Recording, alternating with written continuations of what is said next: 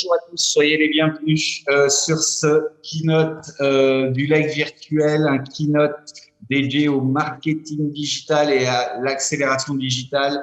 Il y a eu un phénomène très important et pourtant on n'en a pas énormément parlé sur la disparition des cookies. Et j'ai le plaisir de recevoir Alexandra Gaillard, qui n'est ni plus ni moins VP Global Brand and Marketing à Signify. Signify, c'est l'ex-Philips Lighting. Bonjour Alexandra. Bonjour Yannick.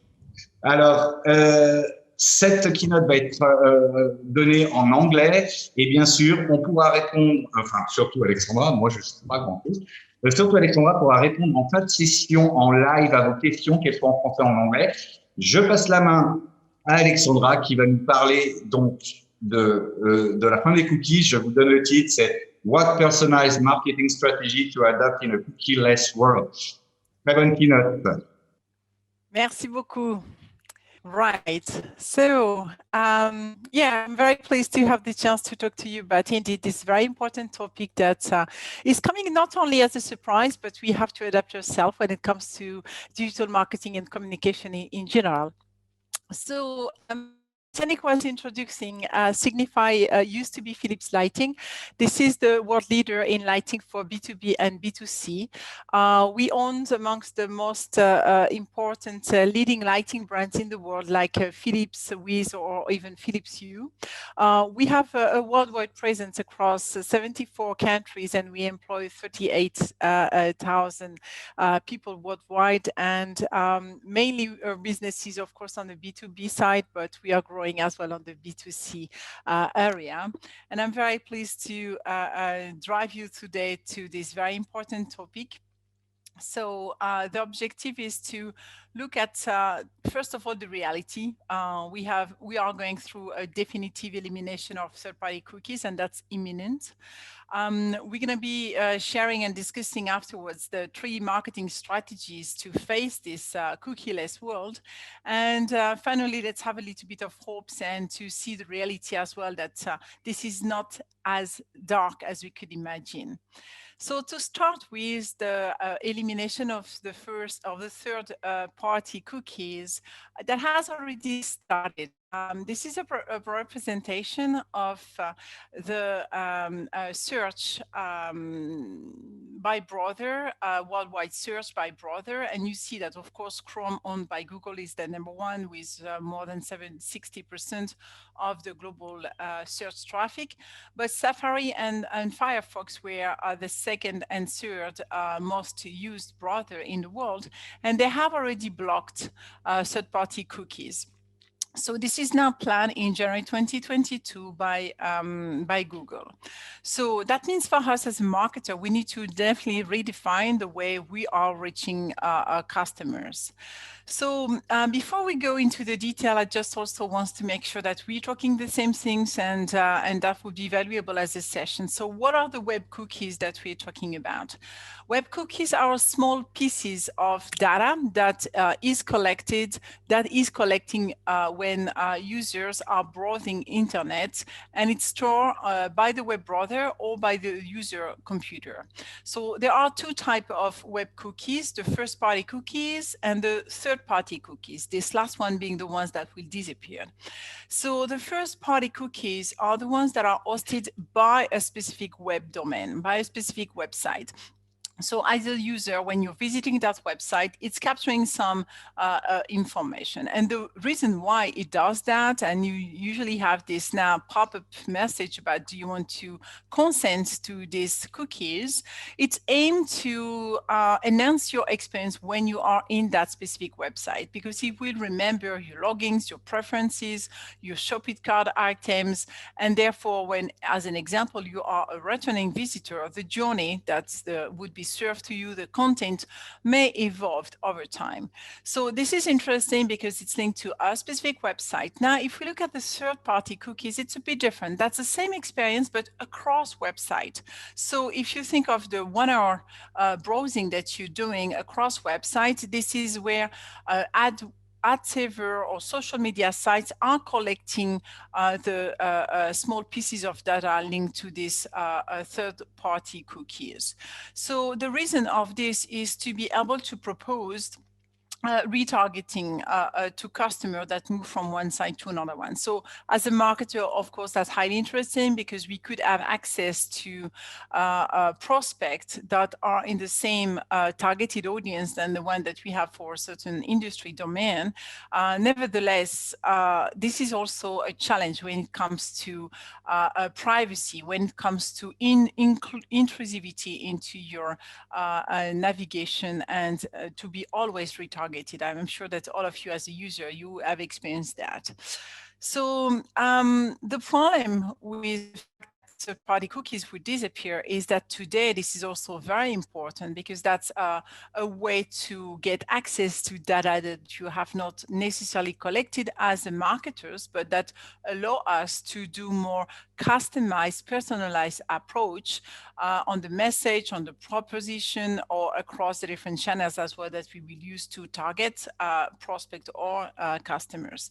The challenge, as I said, is that 72% of consumers say that they will continue to engage with message if this is personalized. So they don't want to be mass targeted anymore. That's over. But if you don't have the capability to even be with the proper personalized message, then you will miss a lot of these audiences. So today, the challenge that we have is to define how we could deliver the expected experience at scale and without the cookies to guide us. So on the second part of this discussion, I would like to detail a few marketing strategies that could be used to face this cookies-less internet or cookie-less world. Three of these marketing strategies to adopt are rethinking your first-party cookies. Second, optimizing the existing marketing channels, because we still have some marketing channels that do not require third-party cookies and that need to be largely reconsidered in the world of today. And what is also important is to create multi-channel. I would even go further with omni-channel marketing strategy. So let's dip into the first strategy with rethinking first-party cookies. So first-party cookies do offer us the possibility to send relevant message. This is information that we have captured as part of the web browsing in our own domain. So this is a specific type of customers coming to our website, we're capturing the data, and we could send them back relevant message to this exact people who visit the website, as an example.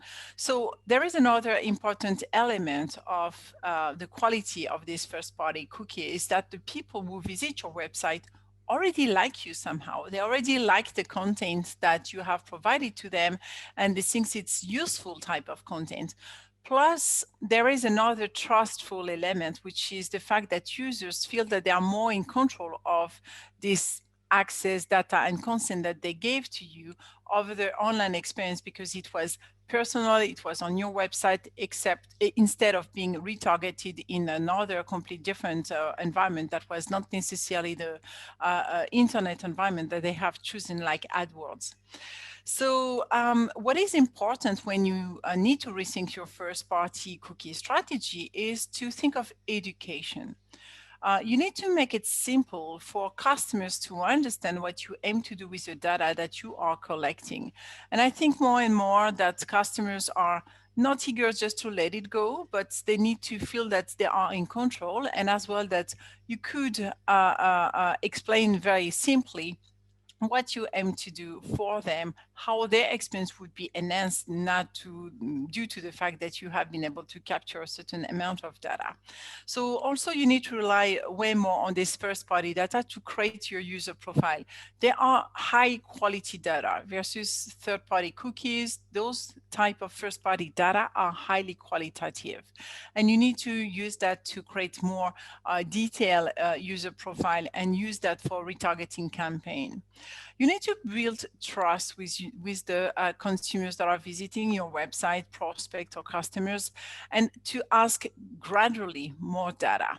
So don't go for a full fledged of information that the customers won't see any return on investment, but step by step, as the trust is established, you could definitely go for more. And I mentioned quickly about giving back control. I think this is also important, that whatever is your algorithm behind that, customers could keep playing on this, and the possibility as well to get access to a reboot of the historical information that you have captured.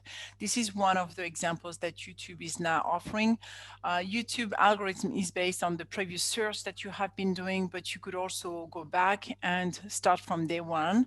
And if you have a computer with multi-user, you will end up with recommendations that are not necessarily what you are looking after. So how you could first-party data collection and the quality of it. First of all, collecting first-party data should always be the first and important objective that you need to have in mind when you are optimizing the website and the customer experience. You always need to encourage visitors to provide you with data. So think of this in any moment of your communication on newsletter. Instead of just asking as an email, as an example, just ask what type of potential interest do they have, and then that would also allow you to start categorizing the content of your newsletter and to serve different newsletters to different audience already from day one, just with an additional one or two questions. So below you see a list of different techniques that you could be using to indeed improve the first-party data collection and quality. So you could use the web analytics data to improve the page, but as well the content performance. You have certain pages with certain content that are performing better than some other. So that giving you an indication of the type of content that you need to consider maybe moving on other pages, what needs to be optimized. You also need to segment the customers, that's obvious, but as well by doing more targeted message and personalized message, you will ending up by more and more of segments in your databases that will allow you to have a better understanding of this subsegment. Also, the fact that this segment will interact with your website, you will have an understanding of certain drops that you will have in the marketing funnel. Like as an example, the abandoner shopper is a very important retargeting audience that you need to have. Using direct email is a good alternative to digital marketing because you have a direct interaction. If you know who they are from an email address perspective, you should directly use that. This is the most engaging way, and it has way more result and cost effectivity as well. And we're going to see that in a second. And as well, think of the local aspect of your business and don't hesitate neither to send more customized and locally related message or email to customers. That's also a way to improve the quality of information from a local perspective that you have about your client or future clients. So now let's dive into the second strategy that we are proposing to keep optimizing, because of course what we're going to see here is existing marketing channels, but they were in the third-party cookies world, maybe less important, but they are coming back.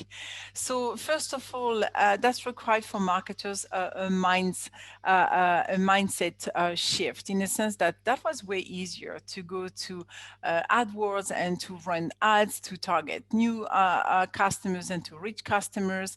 But we also knew that mass targeting was not necessarily the right approach, and with third-party cookies, we were expecting to have audiences information, the proper analytics, but the quality were not always there. So today we need to look after maybe what we call more traditional, but as well diverse marketing channels in order to really address the challenge of third-party cookies. And amongst the one that I want to deep dive with you today, we have the web push notifications, email, SMSs, content marketing, and people-based marketing that we also call personalization. So let's have a look at the first one, web push and notification. What type of personalization elements do we have when we have the capability to do web push notification? Very simple. You could almost do everything. You could change the images content that you have, the title, different icons that could represent as well your website. You may have different call to action. So it's highly customizable, and that's very interesting because that's pushed in a very simple manner. So it does not require any personal data to be collected in your website. So this is very interesting because you could, unlike email, really go after unpersonal data. You could, of course, use that across devices, which is also very interesting. And we see that this is one of the most engaging retention channel on the website. So maybe not to be used as extensive for acquisition, but very much for a retention program. So here are some use cases that are interesting to bear in mind when you want to use such a web push notification. So the example I was mentioning before as an e-commerce, for instance, to recover about any lost sales. We have a lot of experience like this one when actually you stop your shopping at the basket level, and then you have a lot of left product in this basket. So here you could definitely use that technique to send back automated notification to the user who left the product in the basket but did not complete the purchase. The second use case is almost the same, but at the booking level. So not necessarily with the buying action behind, but more from booking a collection of data. And then the final third use case I want to share here is related to sign up, which is also a very interesting way to collect information about any client by having a sign up as a newsletter as an example. So you could use web push notification to bring back this user who visited certain pages and did not sign up to any newsletter or any call to action you proposed to them. So as a conclusion, web push notification is an all-in-one retargeting solution that could apply to any online business. It do not require any third-party cookies to work, nor any users to share any type of personal data to subscribe. And you could retarget any visitors in an anonymous manner. So it's also very interesting because that's the way that outside of your website, you could be doing hyper-personalized message based on the behaviors that this anonymous user, visitors had on your website. The second techniques and tips that I want to share also today is about email. Email is already a step into the relationship with the client because you have their email address. So this is important to make an effort when it comes to personalization. And here are some key elements of email that could be personalized. Of course, the username, but the image, the custom URL and the call to action, the description, the product name, and the product pricing as well. So you could imagine a retargeting based on email that you will already capture what you know about that specific individual that came to your website, and therefore you could customize like a promotion as an example of having different product prices based on the segment this client belongs to. So email is very powerful, especially when you make a differentiation between standard email and behavior email or personalized email. Personalized email have 3 times better result than any standard email. So to do personalized email, you need to capture information about that specific user, embed that in an automated manner into your email campaign. It's saving time with this automated approach. And in the next slides, we're going to see how does it work.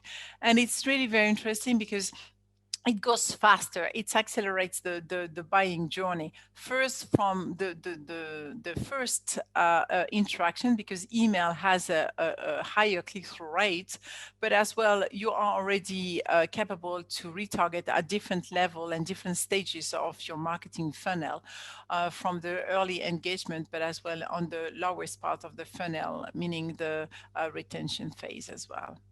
So the automated email marketing campaign campaign is very interesting because it doesn't need you to be behind the screen. It could be completely automatized based on different scenarios that you will define. So of course, the starting point is an email address. As a bare minimum, this is what you need to be able to collect. So no need to say that it has to be very simple. So if this is just an email address that you need, just focus on this. Then you define different scenarios depending on the type of information that has been collected. It could be depending on the type of pages that have been seen. And then you create different templates of messages in a format of an email that could and should be sent based on different input that your technology would have been collected. The same would apply with SMS. So a bit less of customization. Of course, it's a bit less rich, despite rich MSs do exist today.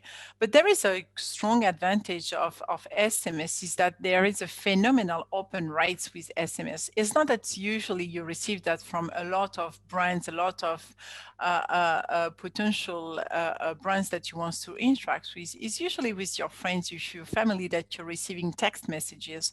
So it has this level of intimacy that is unprecedented with any other channel.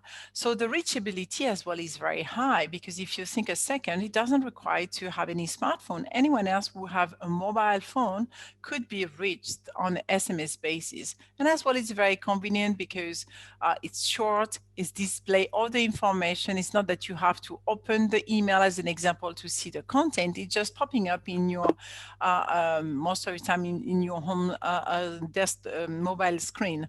So it's very interesting to think of this SMS as an approach, as cookies for third party would disappear. So the automation, as we've seen as well on the email, works for SMSs, and it's also important. So focus on collecting the mobile phone number, of course. Same here, you could set up the campaigns being automated, and you see the type of back and forth discussion that could look like a confirmation of your booking and the follow-up that could take place. It's very engaging. It's not intrusive that much. And so I really encourage you to use that one. So as a conclusion on email and SMSs, it has always been powerful, don't get me wrong, but that would even continue being more important after the third-party cookies is introduced as a blocking. So this is very powerful as well in terms of the possibility that it does offer, because it's based on the behavior that people had on your website, such as abandoning carts. So it's very targeted. It is also important to consider that you're usually receiving promotion associated with SMSs. So this is a great way to inform about time-boxed operation, promotion, discount that could take place, as opposed to as used as a mass communication tool. So this is, of course, a click-through rate which is higher than any other form, and the open rate is very interesting. So definitely on the SMS's part, please do consider this as a powerful channel. So the next tip that we need to look at is beyond the channel and the form of content is as important, because content marketing is really a strategic element of your marketing approach, from being valuable as a content, but as well relevant and consistent. And this is what your audience would be looking after. So that's the way to attract them, but as well to retain them, and to turn your place, that is your website or any other online touch point that you want to activate, as a place where consumers would be happy to come back again and again. But not all content has necessarily the same type of effort for you. So I would like to go through some 5 types of major content that could be worth for you to look at when we're talking about content marketing. The first one is about white paper, books, and ebooks. This type of content is interesting depending on your business, but it's required a lot of effort. That's usually long formats, 5-6 minutes reading, but that's highly powerful because it's bringing a next level of understanding about your product, but not not necessarily the most engaging one to start with. The long format blog post or even presentation are and could be interesting, but still require some effort on your side to get it done. Infographics, super powerful. I don't need to read. Everything is in image, and it's could be even dynamic infographic or slide shares as an example. People are visuals, you know, that's reality. So why not using that as a way to form a graphical, from a graphical manner, an information being shared broadly. And then you could be thinking of shorter form of content, either on the blog post or as well some here and there contributed content. And social media posts or curated content is more or less the same, but in different channel. It is the kind of snackable content that is should be really crisp, but as well very engaging. If you don't grasp the attention of anyone else on the first 2-3 seconds, that will not happen. So the user are also in a different mood when they are facing different type of content. I know, for instance, that when I reach pages where I have some white paper, I will have to dedicate 5-6 minutes to going into the details. So use a different hierarchy of content in a progressive manner, and having always a blended offer is very interesting, because then you would have the capability to start from snackable content and then engaging I want to know more, and then you go into more detail as a user. So here's another way to look at how effective as well are this content versus your objective. I was mentioning about white paper. This is difficult because it should be superior in terms of learning, understanding, and vision, but that's also very effective. But bear in mind that you should not always use that as an entry point. Sometimes this is a journey, and starting with somewhere in the middle is potentially one of the best content marketing approach.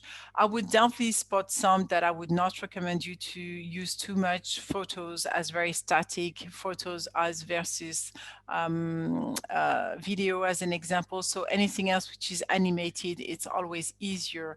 Interactive is interesting as well, like pool, survey, those kind of things is interesting. Audio podcast is something else not to misuse neither, because that's very powerful. Think of people who have a long commute. That was pre-COVID, of course, but that will come back again to some extent. So that's a moment where people could also be receptive to this type of content. So as a conclusion on the content marketing part, it's always aimed to generating traffic, leads, and building audiences. So content marketing is very powerful for this, because this is always in a high quality and valuable content that would make a good job. Content marketing has a direct link with your SEO results. So Google loves content. Google loves different type of content. We know that. So this is important, because you are creating a delightful environment for your user with good content that are fitting their need in terms of format, in terms of content, and interaction that they are looking after. And it's draws the user attention. So it's making the visit of the site engaging, and it does not require any third-party cookie, because you have the consumer already into your place. So having a proper content marketing strategy is definitely important. Understanding the type of content that is resonating, looking at having a blend between branded content, but as well user-generated content is important, not to have too much glossy communication, but authentic. So that's the type of content marketing strategy that is important in the cookies less world. And the last point of this strategy is to talk about personalization. Why? Because today we are definitely moving from mass personalization to hyper personalization, and hyper personalization requires some real-time behavioral data to be accurate. Today, from mass targeting and just even having segment or targeted consumer group, it's already a challenge. So hyper personalization is the next level. cookies are device specific, and most of the time users are not merging their different devices. So this is important to also acknowledge that the retargeted footprints would be lost in this environment. So relying on this capability to do yourself, this hyper-personalization is important. Personalization is a journey. We don't end up as any marketer being able to do predictive personalization in one day, but the mass or single message mailing is definitely over. So this is important to move as well to segmentation. What is the rule base, but as well the behavior that you want to have, the omni-channel optimization that you are looking after. I want in the next slide to share with you some examples because, of course, personalization is not new. This is already in use for many of these big players that you know, but personalization is really what is creating today the most interesting experience for user. And the challenge for us as a marketer is that everyone is expecting more or less the same. So here, when you look at Amazon as an example, today 35% of the purchase in Amazon is based on the recommendation that the algorithm is bringing to you as a user. For Netflix, they have been able to save 1 billion on customers' retention thanks to the algorithm. And we know that the Netflix algorithm is providing you with recommendation that is based on actually what you consume, but as well they're using that as a predictive analytics to understand what next generation of series they need to produce. Alibaba today, 20% of their sales increase has been made thanks to personalized landing page. And YouTube, as I was mentioning before, it's also 70% of the consumption that is based on the personalized recommendations. So it's highly powerful and users are now used to this type of experience. I want to also bring to another that's broadly in use, but personalization, when you think of combining that with artificial intelligence, would be also giving you a live experience of a personalized experience as a consumer. So here's an example of this company called Cogito. They have an in-call speaking guidance that is delivering and helping agents at the call center to adapt the conversation, but as well the behavior to the analysis, the tone of voice, the sentences, the keywords that is used by the client over the phone. So they have live a guidance that is adaptive and it's based on this analysis. So you are providing a personalized experience, not a script as sometimes it's happening, but something that evolved based on the usage of this artificial intelligence to listen and to understand real time and to propose alternative scenario to the agent. The second example of personalized experience that I like as well is this company called Affective Automotive.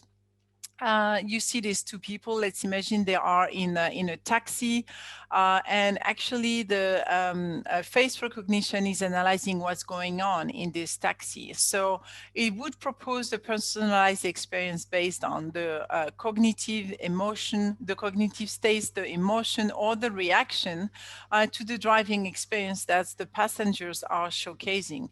So as an example, it could analyze how many passengers are in the vehicle, who they are, how they're sitting, what are they doing, if they have a screen, something, a device on their hands, but as well how they're reacting to certain potential music, roads that is taking, or the vehicle system in general. So you could imagine that it could easily set up a different scenario and scene for the people into that vehicle. So that's the next level of personalization where we could easily have a personalized experience live.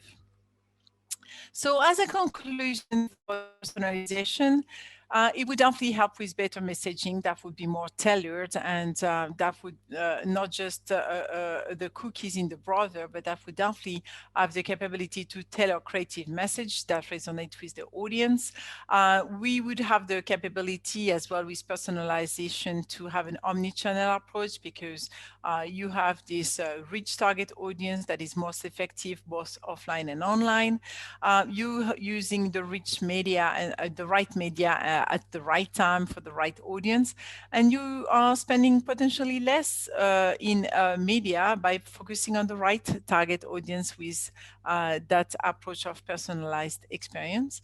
And that's the you have as well the capability to expand your reach by doing lookalike audience, because with the first party data, I know my audience, I know what's working with this audience to a level of personalization that is great, it's engaging, it's working. So let's take this data to and bring that to another audience with lookalike audience.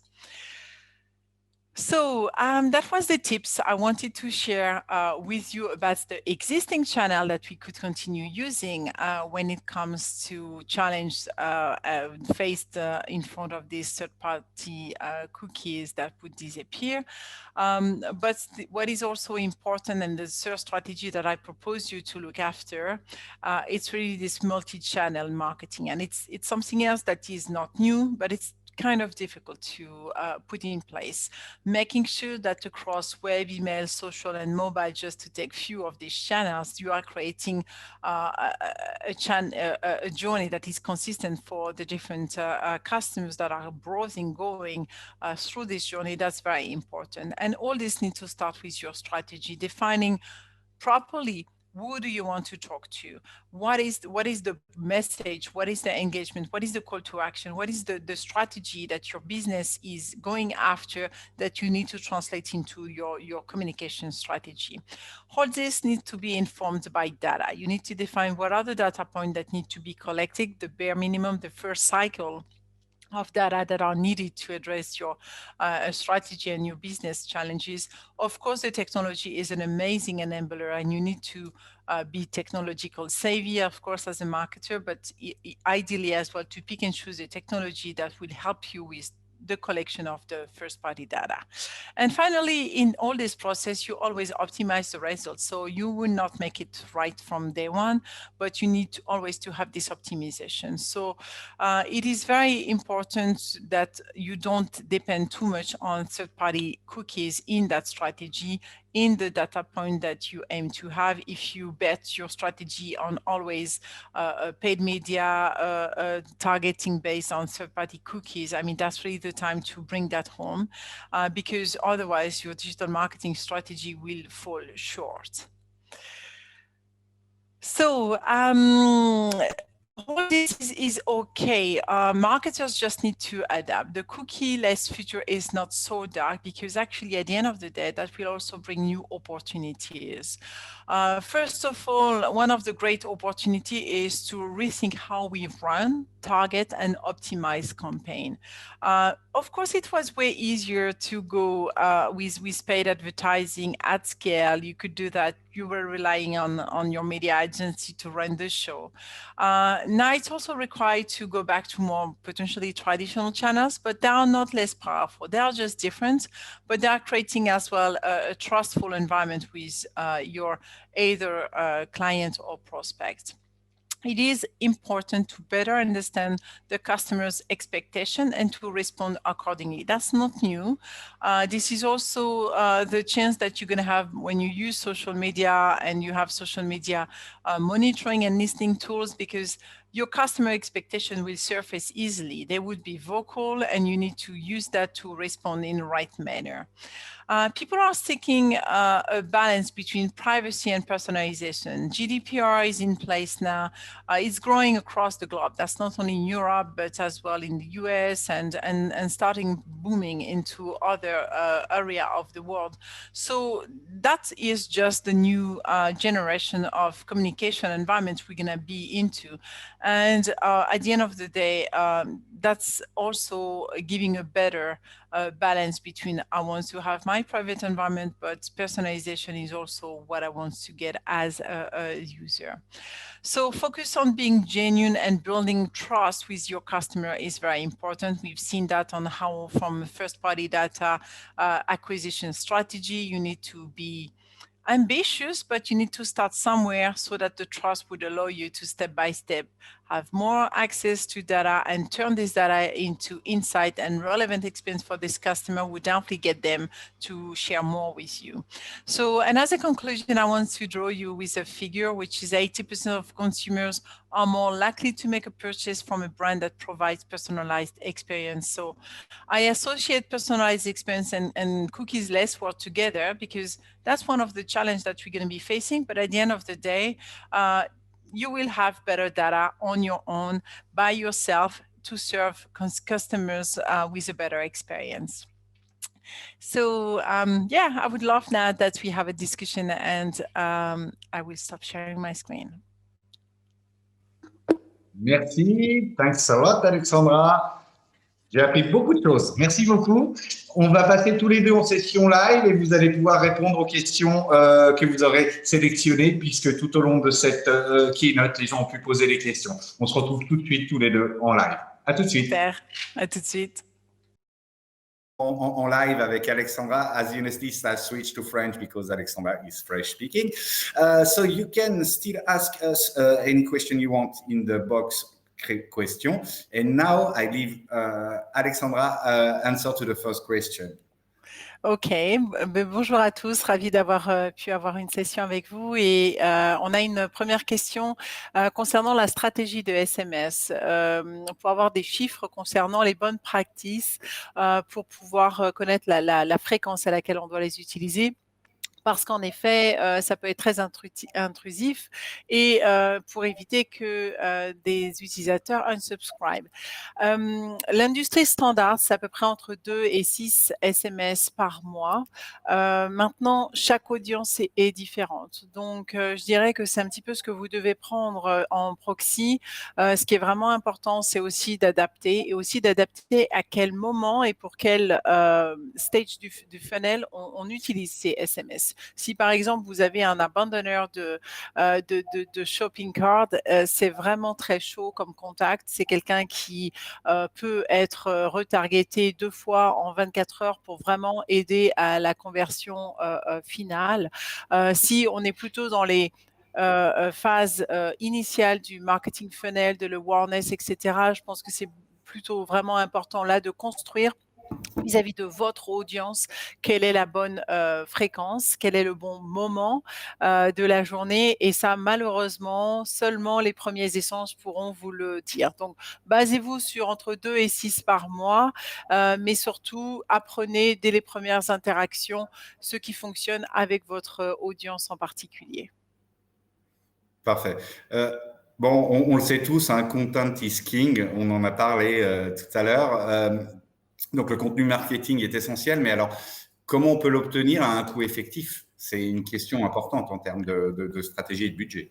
Oui, et en effet, on a vu durant la présentation que des white papers, ce sont vraiment des contenus qui coûtent très cher à produire. Ce sont vraiment des contenus qui sont en général faits par des journalistes, des copywriters. Je pense qu'il faut un ensemble, hein, bien sûr, de types de contenus, mais il y a un certain nombre de contenus qu'on peut obtenir aussi de la part des utilisateurs eux-mêmes. Le user-generated content, so le contenu généré par les utilisateurs est très intéressant parce qu'il est authentique, parce qu'il ne vous coûte rien et en plus il est très engageant pour l'audience en particulier. Donc là, une des meilleures approches, c'est d'utiliser vos réseaux sociaux, de faire des sortes de call to action, des concours autour de user-generated content pour en obtenir. Et puis, si par exemple vous avez des produits techniques, vous pouvez utiliser ces types de vidéos on how to use, vidéos qui peuvent être aussi créées par vos utilisateurs, par vos fans, d'une manière très authentique. Et ces contenus-là, ils peuvent être tout à fait relocalisés après dans votre site web, dans votre communication email ou repostés ensuite aussi dans vos accounts de réseaux sociaux. Donc, très intéressant, peu cher et surtout qui crée aussi un engagement supérieur avec vos fans, vos community. Donc, très intéressant d'utiliser en complément. Ensuite, pas hésitez non plus à utiliser des articles, des articles qui sont déjà publiés, trendy, et avoir un mixte aussi qui conforte l'utilisation, bien sûr, de vos produits, vos services, qui peuvent être ou qui nomment réellement votre entreprise ou pas, qui peuvent être aussi dans cette industrie, l'évolution de l'industrie. Donc, ce genre de contenu qu'on appelle thought leadership, mais pas forcément créé par vous. Ouais, et on peut rajouter, mais là ça coûte très cher, peut-être les influenceurs aussi, ils sont de plus en plus à la mode, mais par contre, il y a un coût certain, mais c'est vrai qu'aussi on a une visibilité qui peut être super Oui. intéressante en termes de Alors, contenu. ce qui est intéressant, c'est de considérer aussi les micro-influencers. Ce sont des gens qui n'ont pas forcément une large database de followers, par contre, qui sont extrêmement pertinents. Et eux, vous pouvez tout à fait faire des échanges commerciaux ou non commerciaux de produits, les inviter à, si vous êtes en charge d'un hôtel, une facility quelconque, les inviter. Voilà, il y a des échanges qui se font aussi beaucoup sur l'expérience. Et puis, vous pouvez leur donner aussi des codes promotionnels à distribuer à leurs propres followers.